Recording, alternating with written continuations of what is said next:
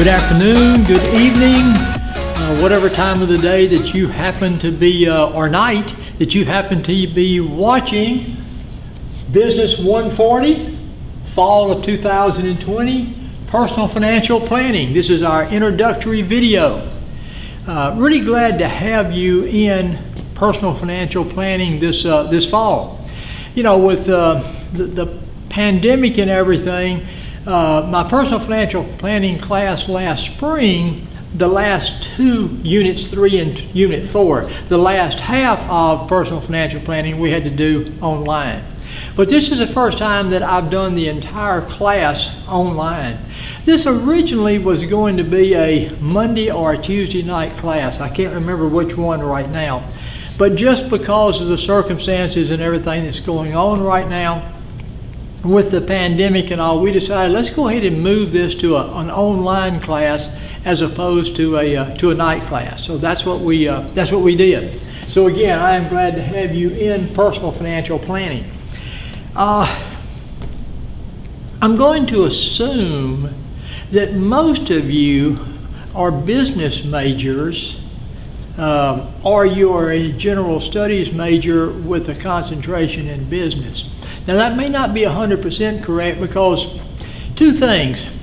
Personal Financial Planning, Business 140, is a core elective in our School of Business, our Business and Technology degree program. You have to have 3 core electives, and this is one of those core electives. So a lot of you are probably taking this as a core elective in your business program, or if you're in general studies with a business concentration, you're using this as one of your business classes for that concentration. Now, there may be a few other people that are taking it because there's the academic reason to take Personal Financial Planning, because it's going to be a part of your degree program. Another reason to take Personal Financial Planning is it's a good practical course in how to help you with your finances.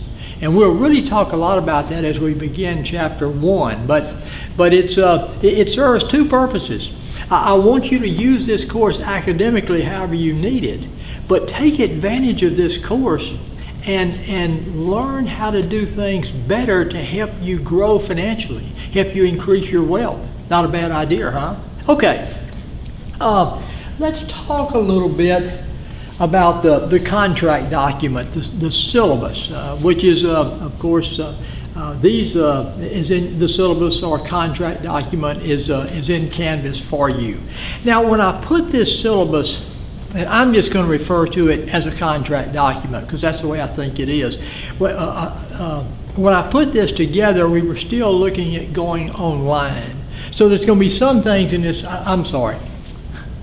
I better get myself focused here. We were thinking about doing it as a night class. And so some of the things that are in the contract document are applicable to if we were sitting in class face to face, some of the policies and that sort of thing. And I've made note of a good number of those that, you know, this isn't applicable since we're doing it online. The most important thing, let me just start with this, and I put it right here at the front. The most important thing on an online class is communications. Let's make sure that we communicate. You're probably really good at getting into Canvas. You understand online courses. And I tell you, this is going to be set up really, really well for you, and I'll explain that as we go through our contract document.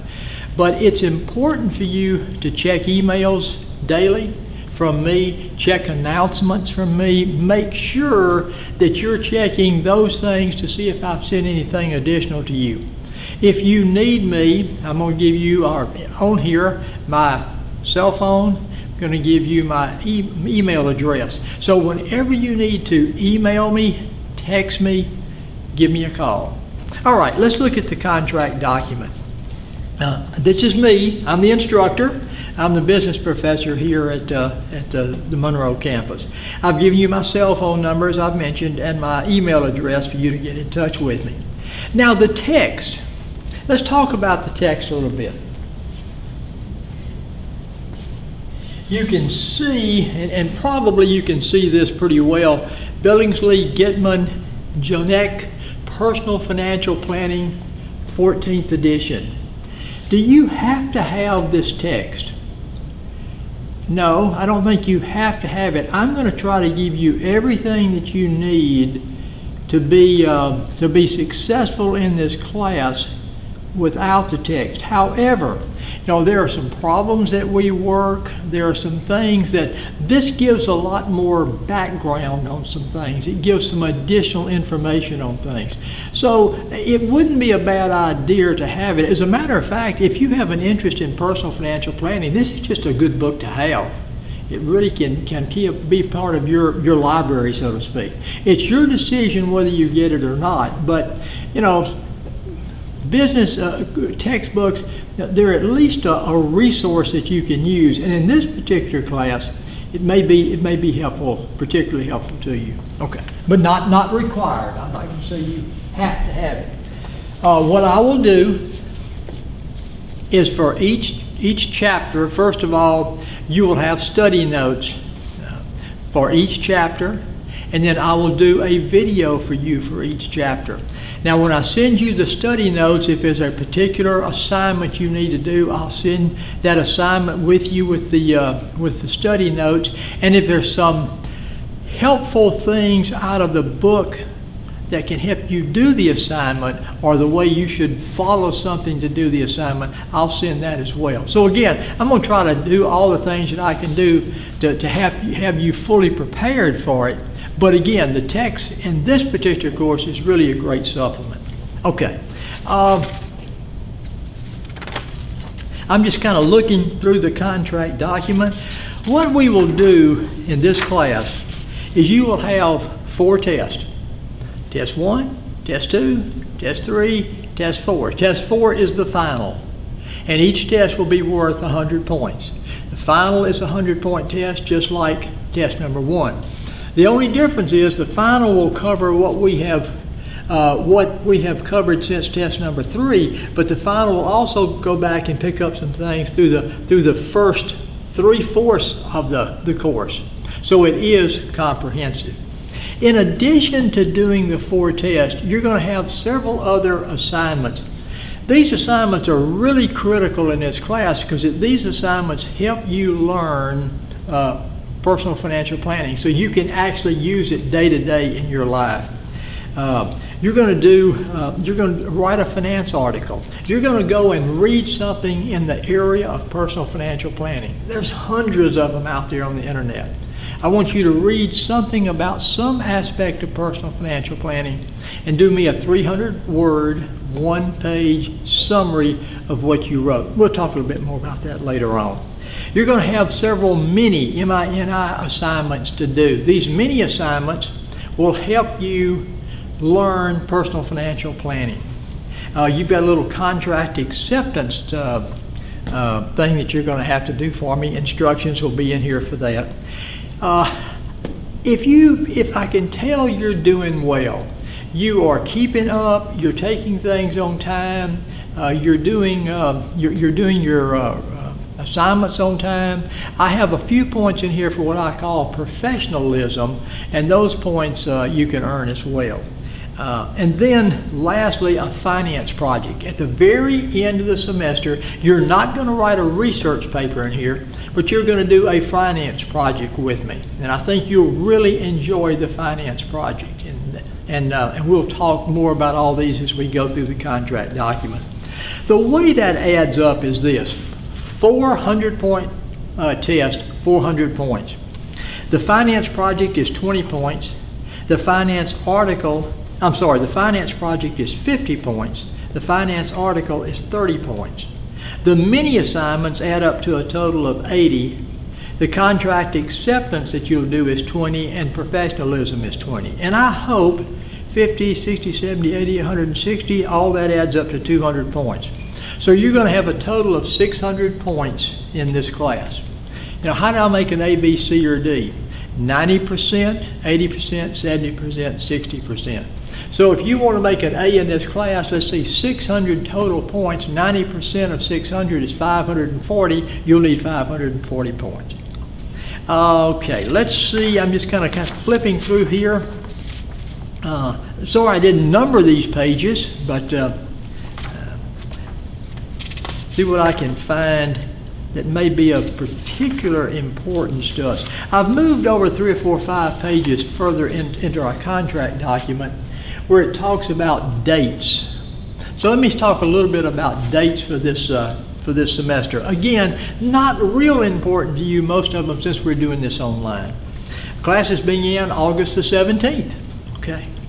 Labor Day is September the 7th, which is a Monday. Again, not applicable to online classes. Fall break comes in October the 8th and 9th. Now, the final date to drop a course with an automatic W, any course that is except this course, is October the 27th. The reason it's not the date to drop it with this course is because you're going to be doing so great in this course, you'd have no reason in the world that you would want to drop it. November 26th and 27th are the Thanksgiving holidays, and then right after Thanksgiving we come back to school, so to speak. That's the week of finals, December the 1st through the 4th. Now, again, I talk about office hours here, and let me just reiterate what I said a minute ago. I want you to be able to get in touch with me.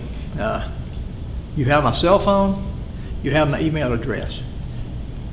Contact me if you need me. And at the same time, read your announcements in Canvas. Check your emails to see if I'm sending anything to you. That's really, really, really important. All right, I'm going to get back to a page, and I'm going to give you a second to find it. There's a page that says, "This will be a great semester. Have fun with the class." Page looks something like this. And while I get a sip of water, you're going to be finding that page.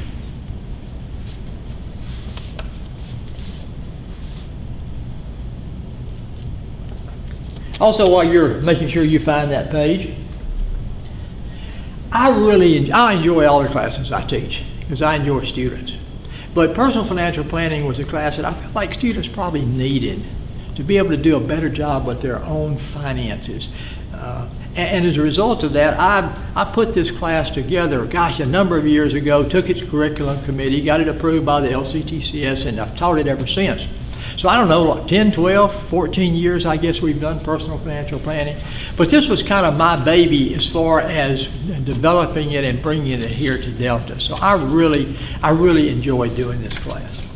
Okay, I'm hoping you have found this page. If you have, I have divided this fall semester into 4 units. Unit number 1 is August the 17th to September the 18th. Unit 2, September the 21st, Monday, to October the 16th. Unit 3, October 19th to November the 6th. Unit 4, November the 9th to December the 6th, which is the end of the week of finals. All right, if you look at this sheet, it tells you everything you need to do in this course. Unit 1, which is August the 17th to September the 18th, will be covering chapters 1 through 4. You will be completing mini assignment number 1, and you'll be taking test number 1. So those are the things that you're going to be doing August 17th to September the 18th. Unit 2, which is September into October, we're going to be covering chapters 5 through 8. You're going to be doing mini assignment number 2 and taking test number 2.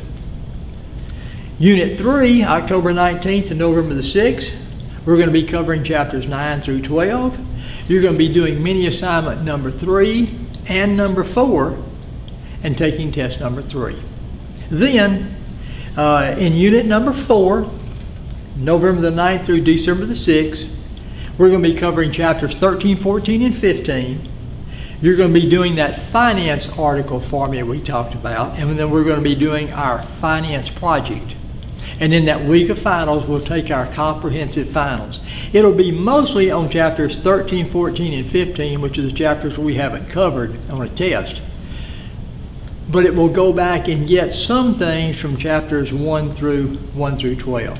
So I just want you to have a feel for how we're going to be doing things. So if you want to know kind of what's going to happen when, that kind of tells us. Okay, let me look. The finance article. We've already mentioned that for a second ago. You'll read something in the world of personal financial planning, something about financial planning. And you'll read it, and you'll do a 300-word, basically a one-page summary of what you read. Find something interesting. Find something you want to read about, and read about it. That is due on Sunday, November the 15th. Now, this doesn't come due until Unit 4, which is that November-December unit. Okay. The report must include the title of the article, author, and the date. Find something of interest to you in the world of personal finance, read it, and write me a summary. That'll be good for me because I'll get to read some good stuff. Be something good for you because you'll get to read and summarize some good stuff.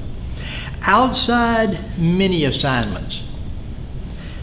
There's going to be 4 mini assignments during the semester. I think mini assignment number 1's in Unit 1, mini assignment number 2 is in Unit 2.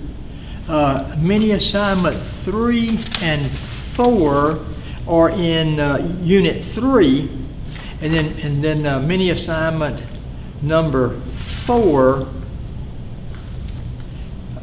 Mini assignments number 3 and 4 are in Unit number 3. Okay.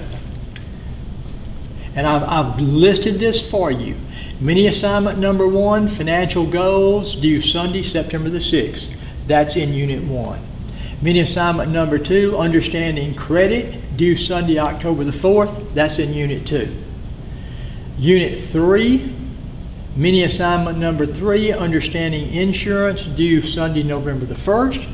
Mini assignment number 4, understanding investments, due Sunday, November the 8th. Those 2 are in, of course, Unit 3.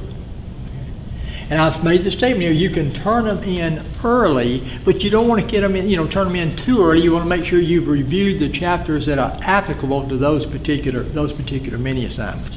Okay. And then the last thing I mentioned here was the finance project. The finance project is going to be due on or before the last day of regular classes, which is Wednesday, November the 25th. That's right before Thanksgiving. Now, I have not included the finance project in your contract document. I will send the finance project out to you by way of email a week or so before the 25th of November to give you ample time to complete it. I think you'll like the finance project.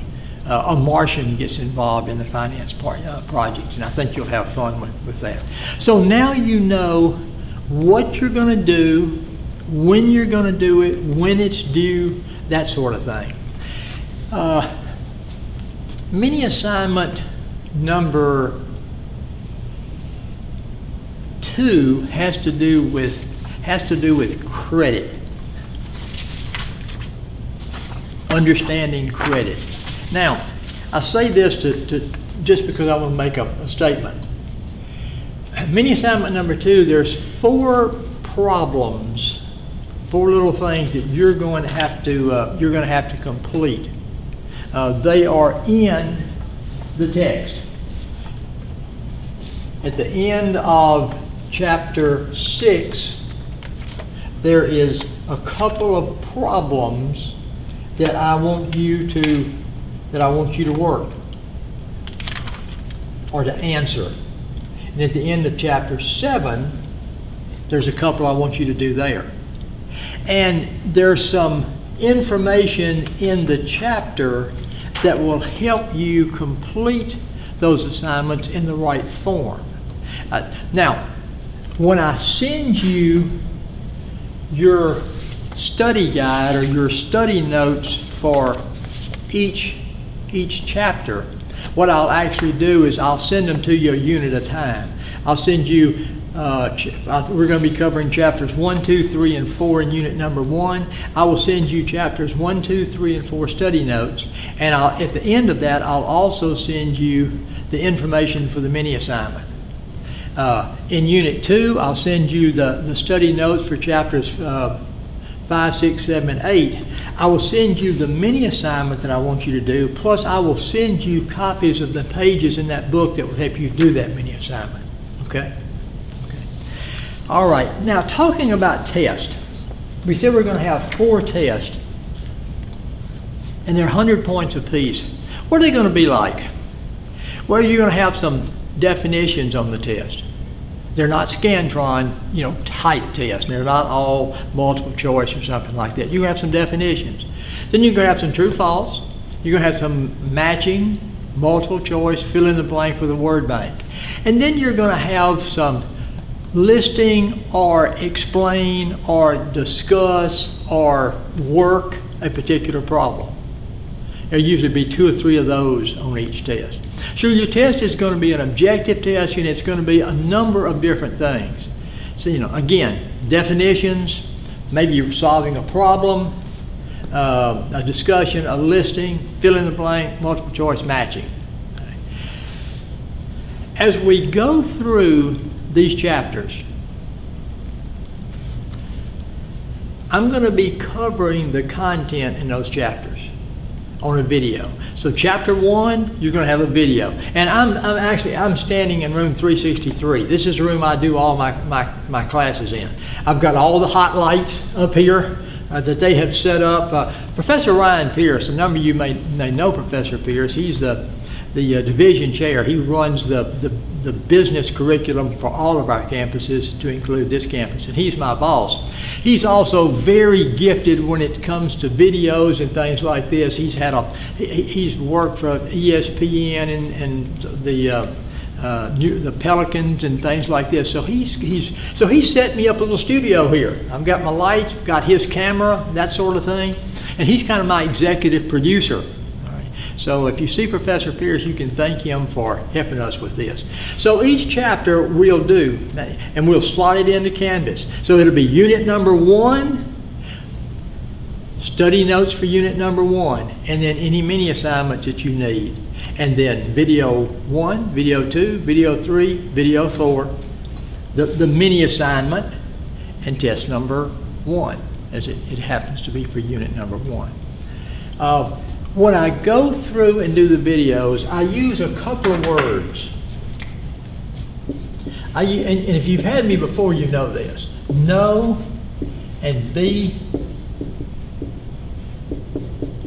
familiar with. Am I going to try to cover in my video most everything that's going to be on the test? Well, yes. Isn't that what the video is for?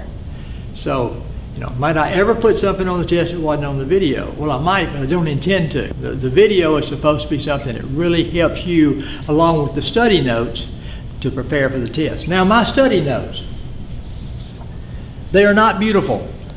Actually, they're notes that I made for myself. They're just study notes that I made for me, or lecture notes when I come into class. And one day, several years ago, a student asked me, can we have a copy of your study notes? And my first inclination was like, well, no, they're mine. Then I thought, well, why not? Because what we want to do is be successful in this class. What we want to do is do a great job in the class. So if my study notes can help, then I'm going to give them to you. So again, they're not prepared by the author or anything like that. These are just my notes that I use, and I'm going to share them with you. So you'll have the study notes and, of course, the video. Now, when I go through a chapter, I'm going to talk about something, and I may say, you need to know this. If I say you need to know it, it's probably going to be a definition or a discussion or an explain or a problem to work or something. It's something you're going to need to know. Know. For instance, when we get into chapter number 1, the definition of personal financial planning. How important do you think that is? You're right. That's a no item. So you're going to see in some form the definition of personal financial planning on test number 1. Do you need to know the definition of personal financial planning? Yes, you do. Okay. So I'll point out to you the no items in each chapter. Also, in chapters, there's a number of things that are important, but they're not critically important. They're things you need to be familiar with. So I'm going to get to something, I'm going to be talking about something as we go through a chapter, and I'm going to say you need to be familiar with that.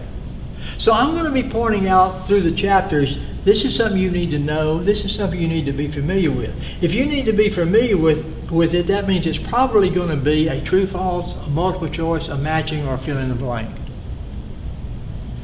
So that should help you study. Because, and you know, my idea is, do I want all of y'all to do well on the test? Well, of course.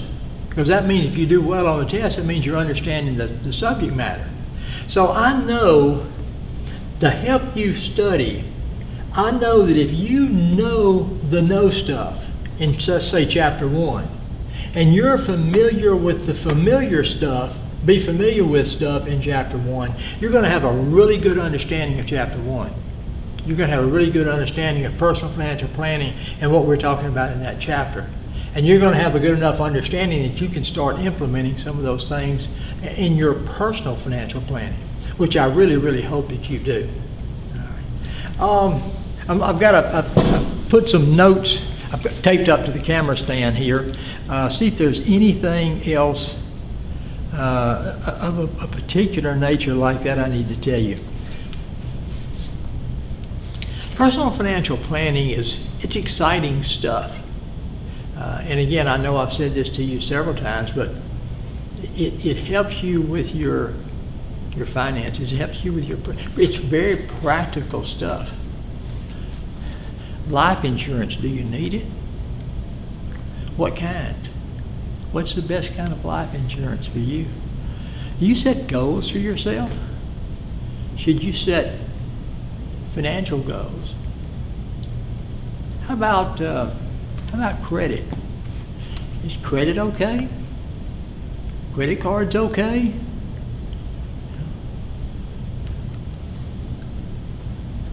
How about property insurance? Do you need property insurance? Well, sure. What kind? Are there different kinds? Yes. Is some really good? Mm-hmm. Is some really bad? Uh-huh. What about investing? Is investing a good idea? What are you going to invest in? How are you going to do it? What's best? You know, that's the sort of thing that we want to learn in personal financial planning. Okay, I am glad to have you with me, with us together in this class, Business 140. The way Professor Pierce has me end a chapter, he needs me to make a loud noise. I use a loud clapping noise. And the reason I do that is it helps him to know where to break. He knows where one chapter starts and a chapter ends. So the way we're going to do it at the end of each chapter is we're going to do a loud clap, or I'm going to do a loud clap. You can do it with me if you like. And then I'm going to take a short break here, have the makeup people and everybody that's back in the background get me all ready and fixed up for chapter number 1.